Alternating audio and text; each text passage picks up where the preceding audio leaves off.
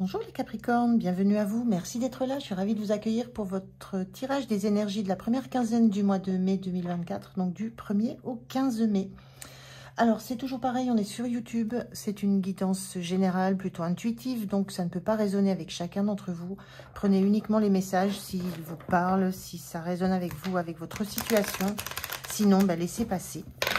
Voilà, ça c'est toujours très très important.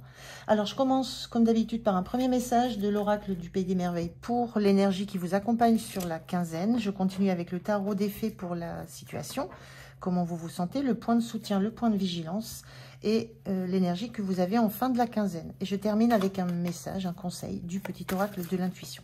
Voilà. Allez, c'est parti pour vous les Capricornes. On regarde quelle est cette énergie qui vous accompagne sur cette quinzaine.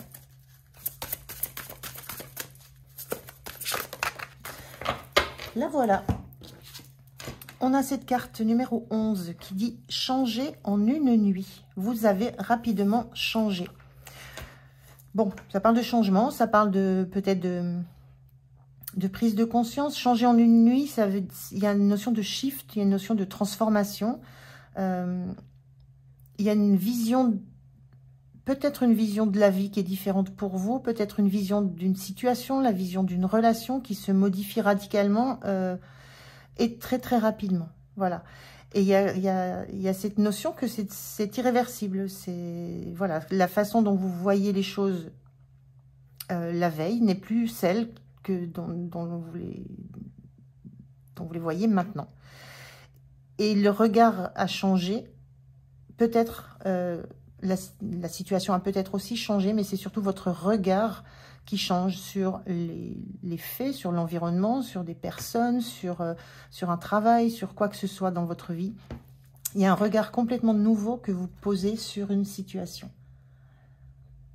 Et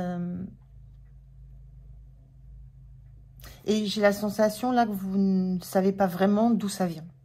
Changer en une nuit, dans le sommeil, on n'est pas conscient de ce qui se joue, de ce qui se passe, de ce qui remonte, pas forcément conscient des rêves qu'on peut avoir. Et il y a la sensation où vous ne savez pas vraiment d'où ça vient, d'où ce regard, je sens un regard un peu perdu, un peu perplexe. Il y a une transformation, il y a une vision différente, mais vous ne savez pas d'où ça vient. Par contre, vous sentez la transformation. Et la rapidité aussi est très surprenante aussi pour vous. Voilà, c'est un peu ce que je ressens. Alors, on va regarder la situation. Je vais prendre les cartes. Je fais le tirage. Là, je vais faire sauter les cartes. Et puis, je vous retrouve quand le tirage est fait. Voilà. Allez, à tout de suite. Voilà. Alors, on va regarder le dos de deck. Il y a des cartes retournées, d'autres pas. On va les découvrir. Je vais les découvrir en même temps que vous. Le dos de deck, on a ce roi d'épée inversé. La sensation, là, effectivement, de perdre un peu le contrôle, de perdre un peu la maîtrise de ce qui se passe, de ne pas avoir une vision de ne plus réussir à visualiser de façon assez objective ce qui se joue. Sensation d'être un peu bousculé par les événements, par l'extérieur, par ce qui s'est déroulé. Donc, on a un petit peu cette énergie-là pour vous. D'avoir cette sensation d'une transformation, que quelque chose a bougé, quelque chose vous a déstabilisé, presque vos convictions, votre façon de penser, votre façon de voir l'avenir. Et il y a quelque chose de ça qui s'est transformé. Et on va regarder un petit peu plus près la situation. Donc, dans la situation, on a le fou, le 3 d'épée, et l'as d'épée inversé. Ok, donc il y a réellement quelque chose que vous ne comprenez pas. Hein. L'as d'épée, c'est quand on a une compréhension, on a une certitude, il y a quelque chose qu'on intègre. Là, il y a une notion de ne pas franchement comprendre ce qui se passe. C'est un petit peu douloureux pour vous. La sensation aussi que ça ramène de la... Ça ramène de la blessure, ça fait remonter de la blessure, ça ramène à la conscience une forme de blessure émotionnelle. Il y a un petit peu de ça que je comprends. Et par contre, avec le fou, c'est quelque chose de complètement nouveau, ce qui se passe. Le fou, il y a une notion de départ, mais avec ce fou ici particulier, il regarde le monde, ou tout du moins la vision du monde qu'il peut avoir, et en même temps, il a des clés, il a des tonnes de clés accrochées à lui. Le truc, c'est de trouver la bonne clé. Quelle est la clé? Qu'est-ce qui peut expliquer cette nouveauté, cette transformation? Parce qu'il y a une notion, quand on est en fou, de lâcher derrière soi tout ce qui ne convient plus. Il y a quelque chose à quoi on tourne le dos définitivement, ou qui relève définitivement du passé ou d'une ancienne façon de voir les choses. On était bien ça, dans cette transformation rapide, ce changement rapide. Donc il y a cette idée de devoir chercher des clés de compréhension. Et ça, c'est compliqué, ça fait remonter aussi. C'est en ça peut-être qu'il y a une forme cette incompréhension sur ce que ça fait remonter aussi. C'est un petit peu ça aussi. Et vraiment la sensation de ne pas avoir de prise sur ce qui se joue, et de ne pas en comprendre les tenants et les aboutissants, d'avoir encore besoin de résoudre ce qui se passe là. En tout cas, ça secoue, ça vient réactiver des émotions. Ça vient réactiver des émotions. Moi, ce que je ressens, que vous sentiez... que vous aviez peut-être mis bien enfoui, mais là, avec cette épée qui est là à la place en plein niveau du cœur, il y a cette notion de quelque chose qui remonte à la surface, qui remonte à la conscience sur une forme de remous émotionnel. Et il y a une incompréhension sur le pourquoi de cette transformation, sur le pourquoi de ce renouveau, sur le pourquoi de cette transformation de la vision d'un passé. Et donc, ça secoue, ça bouscule. Et on sent bien qu'il y aurait une envie de retrouver de la maîtrise, de l'assise, de la vision lointaine et de la sérénité, de la force, mais qu'en fait, ça vous bouscule beaucoup. Ça bouscule toutes les convictions que vous aviez et tout ce que vous aviez mis en place comme protection. Il y a quelque chose qui saute au niveau de ce qui a pu être des émotions difficiles. L'armure saute là. Pardon. Alors, comment vous vous sentez? On a ce 3 de pentacle inversé. Ce 3 de pentacle, c'est quand il y a la notion c'est souvent un travail d'équipe, mais dans cette carte particulière, justement, non. On se sent obligé de travailler parce qu'on est surveillé, etc. Vous vous sentez... vous sentez que vous avez besoin de vous libérer, en fait, d'une forme de... Pardon. Vous libérez d'une forme comment je pourrais dire ça, d'emprise sur vous, comme si vous sentiez... Là, on se sent surveillé. Comment je pourrais creuser ça, là, par rapport à cette carte-là?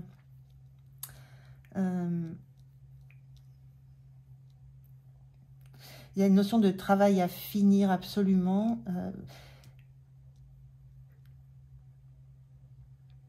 Il y a un besoin d'en terminer, en fait. Il y a un besoin d'en finir avec quelque chose. Et il y a un besoin d'en finir avec quelque chose qui est plutôt dans votre dos. Là, on a un personnage qui est dans son dos, dans son passé, derrière lui. Et là, il y a vraiment un besoin de se libérer de ce personnage-là qui est pesant, même s'il paraît... caché, s'il n'apparaît pas de façon frontale. Il y a un besoin de se libérer de quelque chose du passé. Vous sentez que vous avez besoin de libérer ça. Et peut-être que c'est dans vos rêves que ça se joue, mais en tout cas, c'est le sentiment que vous avez, c'est que c'est là, c'est le moment. C'est en ce moment que ça se passe. C'est en ce moment que vous allez faire face à quelque chose que vous sentez qui est toujours là derrière vous, qui vous accompagne, qui vous enchaîne un petit peu, qui vous emprisonne, qui a main mise un peu sur la façon dont vous évoluez, dans la façon dont vous faites les choses. Donc, vous sentez cette énergie qui est là, et le fait de devoir regarder réellement des émotions du passé qui vous ont poursuivi.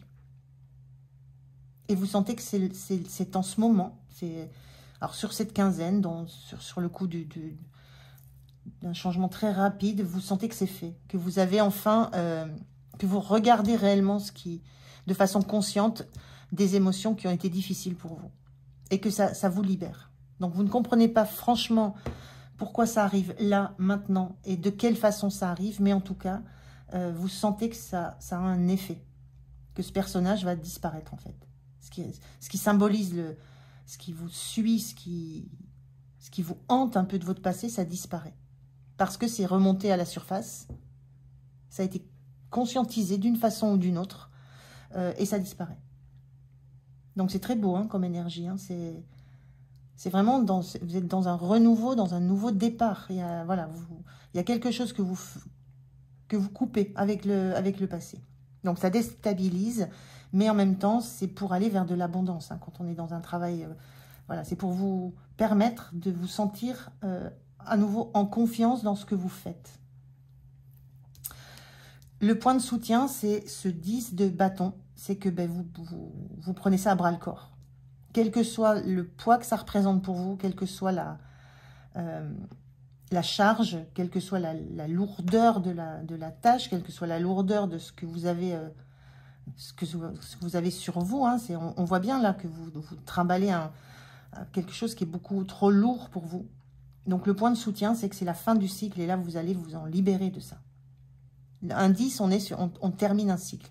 Donc, ce qui vous aide, c'est que vous savez que vous allez enfin vous libérer d'un poids que vous avez sur le dos et qui vous empêche d'être dans votre pleine élévation, dans la pleine possession de ce que vous seriez en capacité de faire. Donc, il y a quelque chose que vous savez que vous lâchez là. Et quelque chose de lourd. Donc, c'est ça, le point de soutien, c'est qu'il y a cette conscience de ce qui se passe, mais il n'y a pas la compréhension de pourquoi ça se passe maintenant et de comment ça s'est déclenché, tout ça. Par contre, vous savez exactement de quoi ça parle. Vous savez exactement à quelle émotion ça renvoie, à quelle douleur, à quelle tristesse, à quelle trahison. Vous savez exactement l'événement qui vous a fait mal au cœur. Et ça, c'est quelque chose que vous allez lâcher. Pour pouvoir vous redresser. Là, c'est pareil, on a un personnage qui est accroupi, focalisé sur ce qu'il a à faire, son travail, sa tâche, le concret, mais il va pouvoir se relever. Le travail est fini, il est en fin de travail, il va se relever en évacuant tout ce qui est lourd, tout ce qui est derrière lui et qui le plombait. Donc, c'est une très très belle énergie, là, les Capricornes. Très très jolie. Le point de vigilance, c'est cette justice. Le point de vigilance, c'est rester...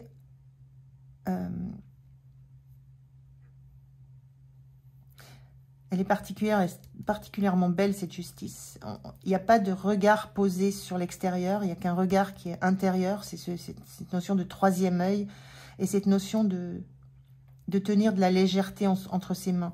Le point de vigilance, c'est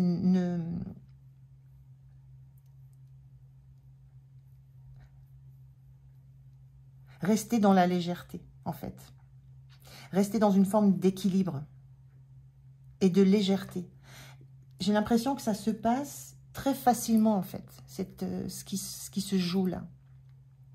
On n'a pas une mer déchaînée, là. On a des émotions qui remontent, qui vous font comprendre ce qui a été blessant, ce qui a été douloureux pour vous, ce que vous trimballez depuis longtemps, ce qui est là, en vous, sur votre dos, dans votre dos, derrière vous, c'est comme une ombre que vous trimballez et qui vous épuise. Et il y a cette idée de... n'ayez pas... Déjà, ne craignez pas, dans le point de vigilance, ne craignez pas de perdre l'équilibre.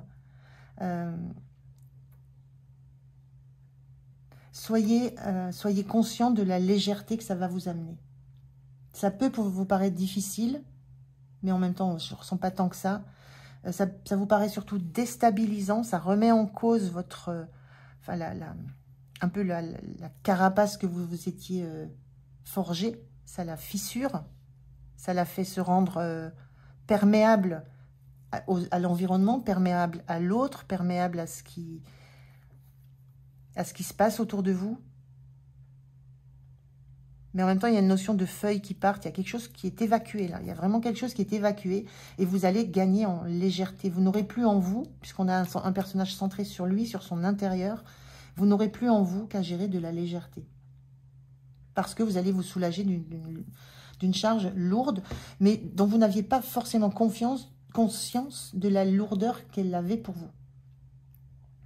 Il y a aussi cette prise de conscience-là, le fait de vous en libérer, ça vous montre à quel point vous retrouvez un équilibre dans la légèreté. Donc le point de vigilance, c'est n'ayez pas peur d'être déséquilibré, déstabilisé.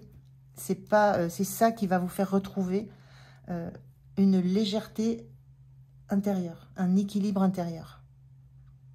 C'est très très beau comme énergie, très puissant, et vous n'y pouvez consciemment pas grand-chose. Vous ne pouvez que le laisser faire, laisser couler tranquillement, laisser remonter ça, c'est du petit clapotis, ça remonte, mais vous aviez cette sensation que c'était juste voilà, des petits clapotis, mais en fait c'est quelque chose d'assez lourd et d'assez sournois en vous. Et le fait de voir ça complètement libéré, c'est là où vous prenez la conscience du poids que c'était. Donc, très très belle énergie là sur la quinzaine. Et fin de quinzaine, magnifique, la reine de bâton. Vous retrouvez la joie, l'énergie. Et ce personnage, il est debout. Là, on a un personnage qui est accroupi. Accroupi. Accroupi. Et là, on a quelqu'un qui baigne dans ses émotions. Ici, on a une reine de bâton qui est debout, qui est enceinte, qui est prête à donner naissance à quelque chose de nouveau dont elle ne sait pas du tout ce que ça va devenir dans le futur. Mais il y a une reine, donc il y a une reprise de sa propre puissance. Et la reine de bâton, elle attire à elle, elle est rayonnante, elle est dans l'action, elle est dans la créativité, il y a un fort magnétisme. Ça vous retrouvez votre posture, votre place, et non plus en roi d'épée qui se barricade, qui est un peu froid, qui ne laisse pas entrer l'environnement à l'intérieur de lui. La reine de bâton, elle est ouverte vers l'extérieur. Donc c'est de très très belles énergies, une très très belle évolution sur la quinzaine. Déstabilisant, mais vous allez vous sentir allégé et prêt à entamer des nouveaux projets, presque une nouvelle vie. Donc très très beau. Allez, on prend un conseil, un message du petit oracle de l'intuition. Quel est le message pour vous? Ben voilà, il est collé. Le message, le conseil. On vous parle, on est dans les domaines des bénédictions. On vous parle de vœux. Le monde invisible est le réservoir fabuleux de tes désirs profonds. Aie confiance, l'univers cherche les moyens parfaits pour te combler. Il te fera signe. Je pense qu'il y avait quelque chose de désir, de l'ordre de ce désir-là chez vous, de vous libérer de quelque chose de votre passé lourd, mais dont vous ne saviez pas ce que c'était fondamentalement. Là, vous comprenez ce qui se passe sans en maîtriser comment ça arrive, à quel rythme ça se passe. On vous dit c'est l'univers. Il y a cette notion d'univers qui se joue. Il y a quelque chose que vous allez subir, mais tranquillement pour aller vers le meilleur. Et vous allez être comblé là. Cette reine de bâton, elle est comblée. Vous allez être comblé et pouvoir combler l'environnement. Donc il y a une notion de destin qui est en route, de petits coups de pouce qu'on vous a donnés pour que vous puissiez envisager maintenant vos désirs profonds. Je vous disais, cette reine de denier, elle a la main sur l'enfant qui va naître, sur le projet qui va arriver, c'est le plus grand de ses désirs. Donc vous allez pouvoir revivre dans l'envie, le désir, sans la peur de voir ce désir, ces envies, ces rêves blessés. Très très beau les Capricornes. Voilà, j'en ai terminé. Merci de m'avoir écouté. J'étais ravie de faire cette guidance pour vous. Passez une bonne quinzaine. Prenez soin de vous. Je vous dis à tout bientôt. Merci. Au revoir.